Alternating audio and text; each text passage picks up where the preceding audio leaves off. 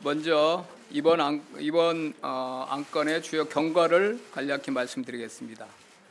증권선물위원회는 지난 7월 12일 삼성바이오로직스 감리 결과 조치안을 의결하면서 회사의 삼성바이오에피스에 대한 지배력 판단의 적절성에 대한 재감리를 금융감독원에 요구하였습니다. 금융감독원의 원 조치안은 2015년에 회사가 에피스에 대한 지배력을 단독 지배에서 공동 지배로 변경한 것의 부당성을 지적하면서 2015년 이전 및 이후 기간에 단독 지배와 공동 지배 중 어느 것이 타당한지에 대해서는 판단을 유보하고 있어 명확하고 구체적인 조치를 내리기가 어렵다고 증선위가 판단하였습니다.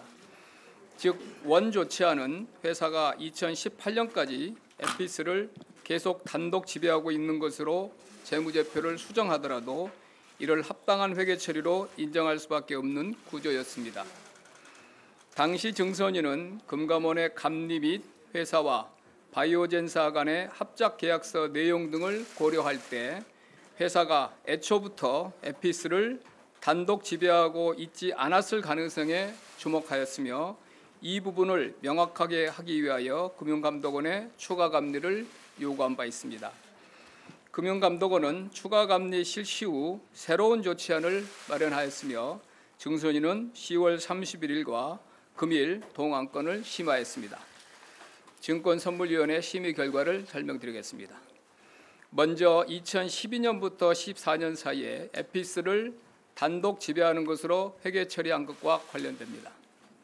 금융감독원은 재감리 결과 회사가 합작 계약에 따라 12년부터 계속 미국 바이오젠사와 에피스를 공동 지배하고 있었으며 2012년부터 14년까지 회사가 에피스를 연결하여 회계 처리한 것은 위법한 회계 처리라고 지적하였습니다.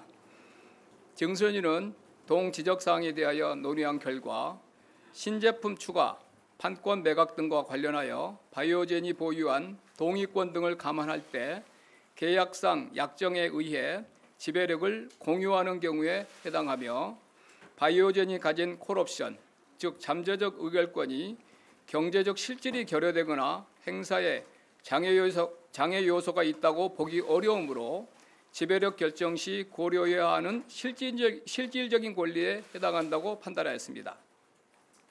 다만 국제회계 기준이 2011년에 국내에 최초로 도입된 점, 회사와 에피스가 각각 2011년, 2012년에 설립된 점, 지배력 관련 새로운 회계 기준서가 2013년에 시행된 점 등을 종합적으로 고려하여 2012년과 2013년의 회계처리 기준 위반의 동기를 과실로 판단하였고 2014년의 경우 임상실험 등 개발 성과가 가시화된 상황에서 회사가 콜옵션 내용을 처음으로 공시하는 등 콜옵션의 중요성에 대해 인지하였던 점을 감안하여 위반 동기를 중과실로 결정하였습니다.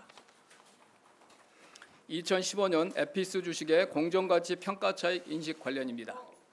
2012년에서 2014년의 올바른 회계 처리를 지분법으로 판단하는 경우에는 회사가 2015년에 에피스 주식을 지분법으로 회계 처리하면서 대규모 평가 차익을 인식한 것은 잘못이므로 취소되어야 합니다. 증선위에서 금감원의 추가 조사 내용 및 증거 자료로 제출된 회사 내부 문건 등을 면밀히 검토한 결과 회사는 이전 연도에도 콜옵션 부채를 인식했어야 함을 2015년에 인지하였으나 콜옵션의 공정가치 평가가 불가능하다는 논리를 사전에 마련한 상태에서 이에 맞추어 외부 평가기관의 평가불능 의견을 유도하였으며 이를 근거로 과거 재무제표를 의도적으로 수정하지 아니한 것으로 보입니다. 또한 회사는 에피스 투자 주식을 취득 원가로 인식하면서 콜옵션 부채만을 공정가치로 인식할 경우 회사의 재무제표상 자본 잠식이 될 것을 우려하여 이를 해결하기 위해 지배력 변경을 포함한 다소 비정상적인 대안들을 적극적으로 모색한 것으로 나타났습니다. 증선위는 제시된 증거 자료와 당시 회사 정황 등을 종합적으로 고려할 때 회사가 2015년 지배력 변경의 정당성을 확보하기 위하여 회계 원칙에 맞지 않게 회계 처리 기준을 자의적으로 해석 적용하면서 이를 고의로 위반하였다고 결론을 내렸습니다. 이에 따라 회사에 대해서는 대표이사 해임 권고, 과징금 80억 원 부과와 함께 회계처리 기준 위반 내용을 검찰에 고발하기로 하였습니다. 삼정회계법인은 중과실 위반으로 과징금 1억 7천만 원을 부과하고 당해회사 감사 업무를 5년간 제한하며 회계사 4명에 대한 직무정지를 건의하기로 하였습니다. 안진회계법인은 과실에 의한 위반으로 당해회사에 대한 감사 업무를 3년간 제한하기로 하였습니다. 한편 회사에 대한 과징금 부과 및 공인회계사 직무정지는 자본시장법 및 공인회계사법에 따라 금융위원회에서 최종 확정될 예정입니다. 오늘 증손이 조치로 삼성바이오로직스 주식은 유가증권 시장에서 매매가 당분간 정지되며 거래소의 상장 실질심사 대상이 됩니다.